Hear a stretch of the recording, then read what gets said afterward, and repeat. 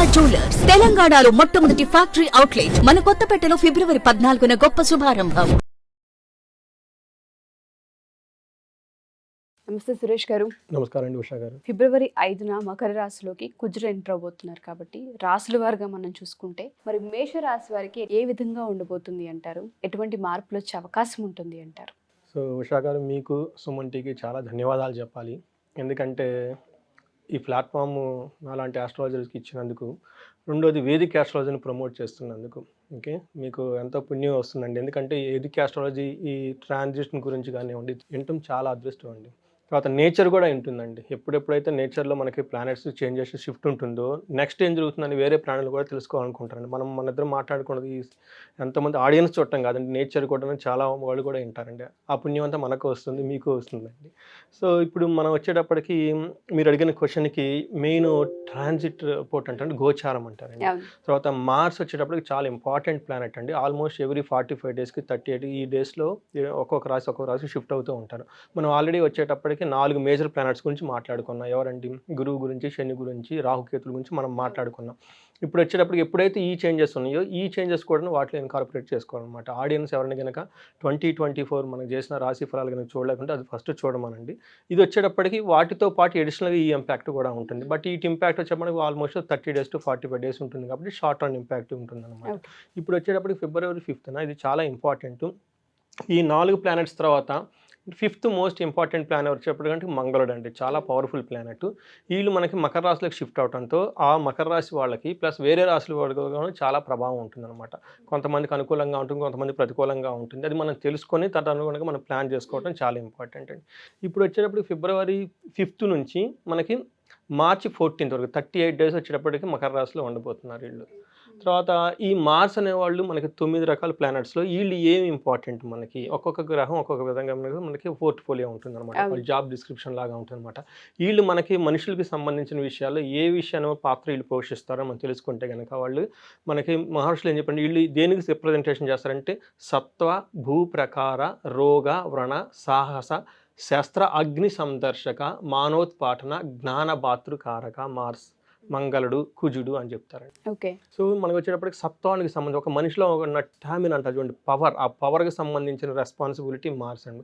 తర్వాత భూమి, real estate వాళ్ళకి చాలా చాలా ఇంపార్టెంట్. ఎందుకంటే మనకి భూమి పుత్ర అంటారు అన్నమాట కుజుడిని. అందుకని రియల్ ఎస్టేట్కి సంబంధించిన వాళ్ళకి కూడా చాలా ఇంపార్టెంట్. ప్రాకారం అంటే బౌండరీస్ లైన్స్కి సంబంధించిన వాటి కానీ, తర్వాత రోగానికి సంబంధించిన మనకు అన్ఎక్స్పెక్టెడ్గా గాయాలు తగులుతూ ఉంటాయి అన్నమాట.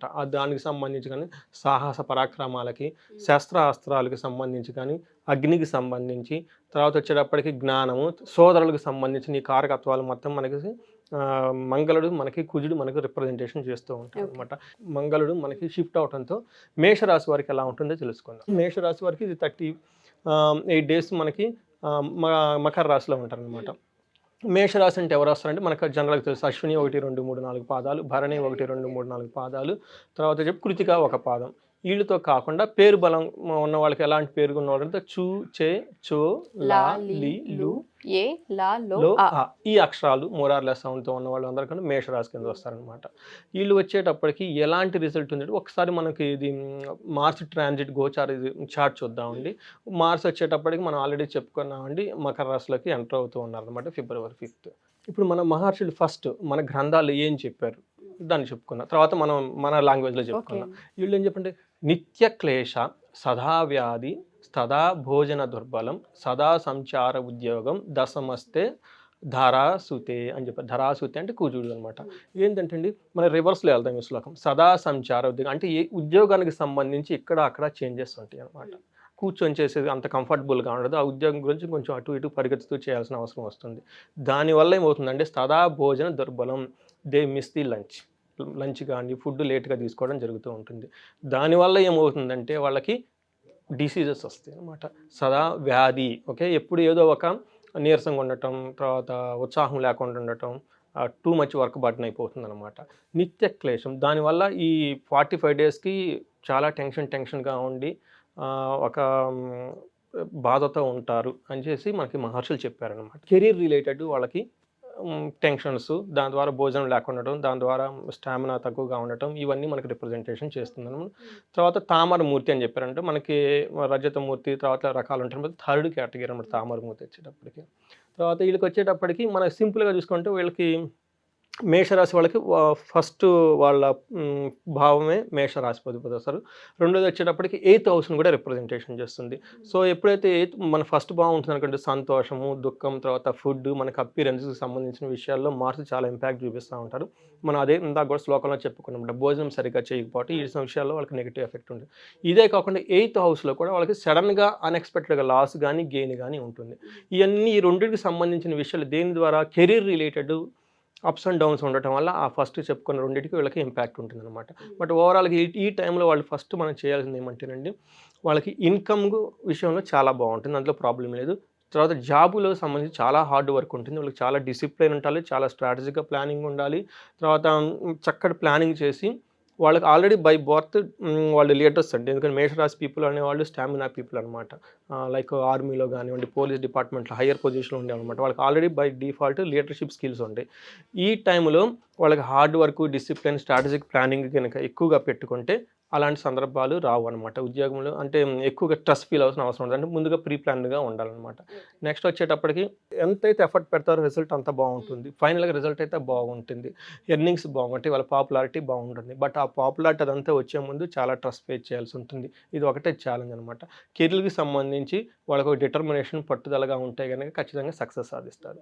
నెక్స్ట్ వచ్చేటప్పటికి వాళ్ళకి లీడర్షిప్స్ రోల్స్లో వాళ్ళు అనుకున్న పొజిషన్ ఫైనల్గా మంచి రిజల్ట్ వాళ్ళకి వస్తుంది. నెక్స్ట్ వచ్చేటప్పటికి మనీ విషయంలో ప్రాబ్లం ఏమి ఉండదు, మిగతా ఏ విషయంలోనే ఎలాంటి ప్రాబ్లం ఏమి ఉండదు. ఫైనల్గా వీళ్ళు ఎలాంటివి ఉండాలంటే పర్సనల్ రిలేషన్షిప్కు పర్సనల్ వర్సెస్ వర్క్ ప్లేస్ కనుక వాళ్ళు బాగా బ్యాలెన్స్ చేసుకోగలిగితే చాలా చక్కగా ఉంటుంది. చాలా మంచి బ్లిస్ఫుల్ మూమెంట్స్ అనేవి ఎంజాయ్ చేస్తారనమాట. తర్వాత ఇంకేం చేయాలన్నమాట, హెల్త్ మనం చెప్పుకున్నాం, చాలా నెగ్లిజెంట్ చేస్తారు, హెల్త్ జాగ్రత్తగా పెట్టుకోవాలి. తర్వాత ఫైనల్గా వాళ్ళ ప్రొఫెషనల్ సక్సెస్ ఉంటుంది, ఫైనాన్షియల్గా గ్రోత్ ఉంటుంది, రిలేషన్షిప్లో హార్మోనీ ఇవన్నీ ఉంటాయి. బట్ ఇవన్నీ కూడా వాళ్ళు స్ట్రెస్ఫుల్గా ఉండటం కాబట్టి దాన్ని మేనేజ్ చేసుకోవాలన్నమాట. తర్వాత సెల్ఫ్ కేర్ ఎక్కువగా తీసుకోవాలి. ఇది ఒక్కటే ఒక రెమెడీ, బట్ అదర్వైజ్ అంతా బాగుందండి. తర్వాత మనకి జనరల్గా ఏమని చెప్తామంటేనండి, వర్క్లో ఎప్పుడైతే స్ట్రెస్ ఉంటుందో రెండు వాళ్ళకి రెమెడీస్ చెప్తాను. ఒకటి ఆదిత్య హృదయ స్తోత్రం అని చెప్పేసి ఒకటి చదువుతారు. అది లేదంటే వర్సెస్ ఏమంటే హనుమాన్ చాలీస. ఈ రెండిట్లో ఏది చదివినా కానీ వాళ్ళకి చాలా బాగుంటుందండి.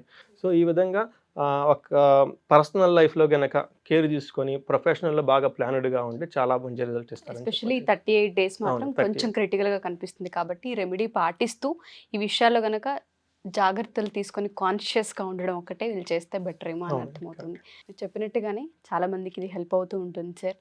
కొన్ని సందర్భాల్లో సడన్ డెసిషన్స్ తీసుకోకుండా ఉండే అవకాశం కోసమే ఈ వీడియోస్ వాళ్ళకి. సో పర్సనల్గా ఎవరైనా సరే మిమ్మల్ని కలవాలి అనుకున్నా, అపాయింట్మెంట్ తీసుకోవాలనుకున్నా, జాతకరీత్యా కానివ్వచ్చు లేదా క్లాస్కి సంబంధించి రికార్డ్ క్లాసెస్ మన దగ్గర ఉన్నాయి, ఆస్ట్రాలజీ ఎవరైతే నేర్చుకోవాలనుకుంటున్నారో దానికి సంబంధించవచ్చు, ఎలా అప్రోచ్ అవ్వాలి, ప్రాసెస్ ఏంటి? సో మనం ఫస్ట్ ఈ మిషన్ స్టార్ట్ చేసినట్టు ప్రతి ఇంట్లో ఒక వేదిక ఆస్ట్రాలజర్ ఉండాలి. మన మహర్షి ఇచ్చిన జ్ఞానం ఏంటో ఫస్ట్ తెలుసుకోవాలండి. తెలుసుకుని తద్వారా మనం ఎలా మన లైఫ్ని ఎఫర్ట్లెస్ జర్నీ చేసుకొని ముందుకెళ్ళొచ్చు అనే దానికి మనకి ఈ నాలెడ్జ్ ఉపయోగపడుతుంది. సో దీనికి సంబంధించిన ఒక కోర్స్ లాగా చేసాం. అట్లీస్ట్ బేసిక్స్ వాళ్ళకి తెలిసి ఉండాలి. క్యాలెండర్ చూస్తే ఏంటి తెలుసు, నక్షత్రం ఏంటి, దీనికి సంబంధించిన కోర్స్ డిజైన్ చేసాం. అది ఎన్రోల్ చేసుకోవాలని చెప్పేసి ఒకటి ఫస్ట్ రిక్వెస్ట్. దానికి కావాల్సిన వాళ్ళు స్క్రీన్ మీద కనిపిస్తున్న నెంబర్ కనుక కనెక్ట్ అయితే మనకు గైడెన్స్ ఇస్తాం. ఇది కాకుండా ఇండివిజువల్గా ఇది వచ్చేటప్పటికి మనకి మాస్గా అందరికీ ఉంటుంది. బట్ ఇండివిజువల్గా వాళ్ళ దశ ఏంటి, భుక్తి ఏంటి, వర్షఫలం ఏంటి, తర్వాత వాళ్ళ ఆరోస్కోప్లో ఏ లగ్నానికి ఎలా ఉంది, ఈ విషయాలన్నీ మనం డయాగ్నోసిస్ చేసి వాళ్ళకి కెరియర్ గైడెన్స్ కానీ ఇంకో విధంగా గైడెన్స్ ఇవ్వచ్చు. ఏమవుతుందంటే అట్లీస్ట్ ఇయర్లీ వన్స్ ఒక మంచి ఆస్ట్రాలజర్ని కలవటం చాలా ఇంపార్టెంట్గా ఇట్లాంటి విషయాలన్నీ వాళ్ళకి తెలుస్తూ ఉంటుంది అనమాట. తద్వారా ఏమవుతుందంటే అండి పెద్ద మిస్టేకులు చేయకుండా ఉంటాం. తర్వాత ఏదైనా టైం బాగలేదంటే ముందుగా ప్రికాషన్స్ తీసుకొని లైఫ్ అనేది చాలా ఎఫర్ట్లెస్గా సేఫ్టీగా చేయడానికి చాలా బాగుంటుందండి. అలాంటి వారికి కౌన్సిలింగ్ కనుక కావాలి అనుకుంటే కనుక మనకి స్క్రీన్ మీద కనిపిస్తున్న నెంబర్కి కనెక్ట్ అయితే మనం వాళ్ళకి హెల్ప్ చేయొచ్చు. షూర్ అండి. Thank you sir. Thank you so much.